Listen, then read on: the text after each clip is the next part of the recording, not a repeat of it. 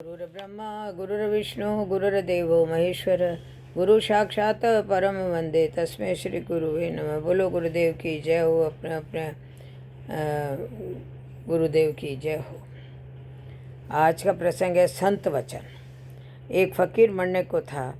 किसी ने उससे पूछा, मरते वक्त कि तुमने किससे सीखा अज्ञान? उसने कहा, बड़ा कठिन है, किस किस के नाम लूँ। जीवन में एक भी क्षण ऐसा नहीं बीता जब मैंने किसी से कुछ न सीखा हो। एक बार रास्ते से निकलता था, एक छोटा सा बच्चा हाथ में दिया जलाए हुए कहीं जा रहा था। मैंने उस बच्चे से पूछा कि क्या बेटे, तुम बता सकते हो कि दिए में जो ज्योति है यह कहाँ से आई है?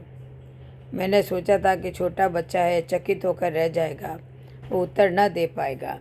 लेकिन उस बच्चे ने क्या किया, उसने फूंक मार दी और दिए को बुझा दिया और मुझसे कहा कि अब तुम ही बताओ कि ज्योति कहाँ चली गई है। मैंने उस बच्चे के पैर पड़ लिए। मुझे एक गुरु मिल गया था और मैंने जाना कि छोटे से बच्चे के प्रति भी यह भाव लेना कि यह छोटा है गलत है, वहाँ भी कुछ रहस्यपूर्ण मौजूद हुआ, वहाँ भी कुछ जन्मा है। केवल उम्र में पीछे होने से उसे छोटा मान लेना भूल है। मेरे पास कोई उत्तर नहीं था। तब मैंने जाना कि जो कुछ मैंने पूछा था वह बड़ा अज्ञानपूर्ण था। और तब मैंने जाना कि जहाँ तक उस प्रश्न के उत्तर का संबंध है, मैं भी उतना ही बच्चा हूँ जितना वह बच्चा है। मेरे बुजुर्ग होने का भ्रम टूट गया और वह भ्रम टूट जाना एक अद्भुत शिक्षा थी जो एक छोटे से बच्चे ने मुझे दी थी और वह मेरा गुरु हो गया था। और एक बार उस फकीर ने कहा कि मैं एक गांव में ठहरा हुआ था और एक औरत भागी हुई आई।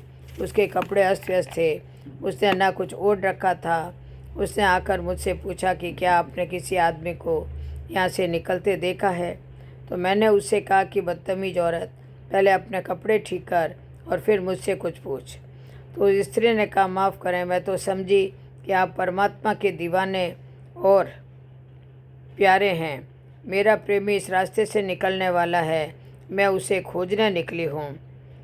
वर्षों के बाद इधर से वह आने को है, तो मैं तो उसके प्रेम में इतनी दीवानी हो गई कि वस्त्रों की कौन कहे, मुझे अपनी देह की भी कोई सुधि न थी।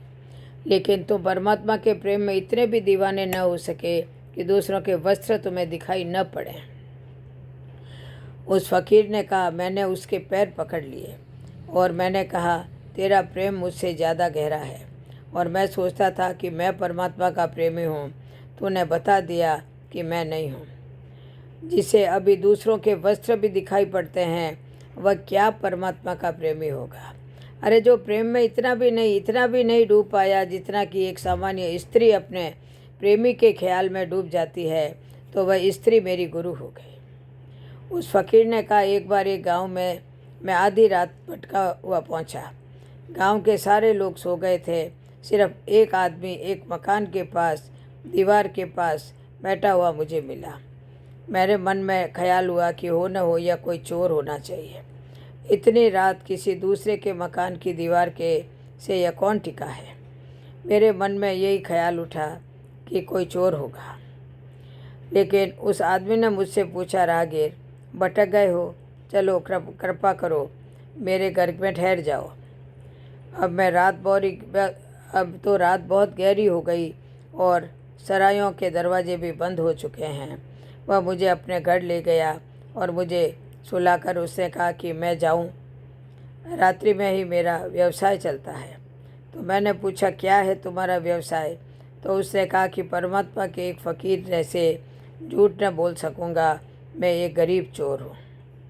वह चोर चला गया और उस फकीर ने कहा कि मैं बहुत हैरान रह गया। इतनी सच्चाई तो मैं भी नहीं बोल सकता था। मेरे मन में भी कितनी बार चोरी के ख्याल नहीं उठे और मेरे मन में भी कौन कौन सी बुराइयां नहीं पली है, लेकिन मैंने कभी किसी को नहीं कहा। इतना सरल तो मैं भी नहीं था जितना वह चोर। और रात जब पूरी बीत गई तो वो चोर वापस लौटा। धीरे धीरे कदमों से घर के भीतर प्रवेश किया ताकि मेरी नींद न खुल जाए। मैंने उससे पूछा, कुछ मिला, कुछ लाए? उस चोर ने कहा, नहीं आज तो नहीं, लेकिन कल फिर कोशिश करेंगे। वह खुश था, निराश नहीं था। फिर 30 दिन मैं उसके घर में मेहमान रहा और वह 30 दिन ही घर के बाहर रोज़ रात को गया और हर रोज़ खाली हाथ लौटा। और सुबह जब मैंने उससे पूछा कि कुछ मिला तो उसने कहा नहीं, आज तो नहीं, लेकिन कल ज़रूर मिलेगा, कल फिर कोशिश करेंगे।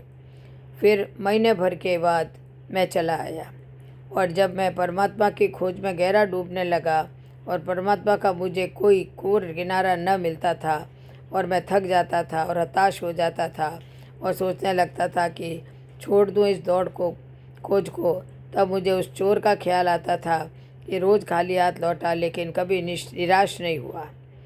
और उसने कहा कि कल फिर कोशिश करेंगे। और उसी चोर के बार बार ख्याल ने मुझे निराश होने से बचाया। जिस दिन मुझे परमात्मा की ज्योति मिली, उस दिन मैंने अपने हाथ जोड़े और उस चोर के लिए प्रणाम किया। अगर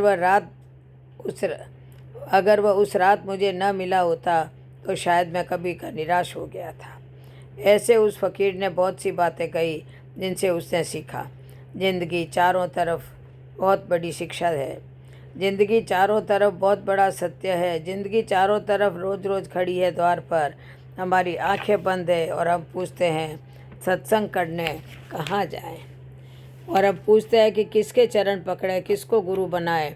और ज़िंदगी चारों तरफ खड़ी है, सब कुछ लौटा देने को, सब कुछ खोल देने को, और उसके प्रति हमारी आंखें एवं हृदय बंद है। तो मैं नहीं कहता कि सत्संग करने कहीं जाएं। वैसा हृदय बनाएं अपना कि 24 घंटे सत्संग हो जाए। ज़िंदगी में सब कुछ ऐसा है कि जिसे सीखा जा सके, पाया जा सके, जाना जा सके। कोई दृष्टि खुल जाए, कोई अंतर्दृष्टि खुल जाए। बोलो जय श्री कृष्ण, जय जय श्री राधे।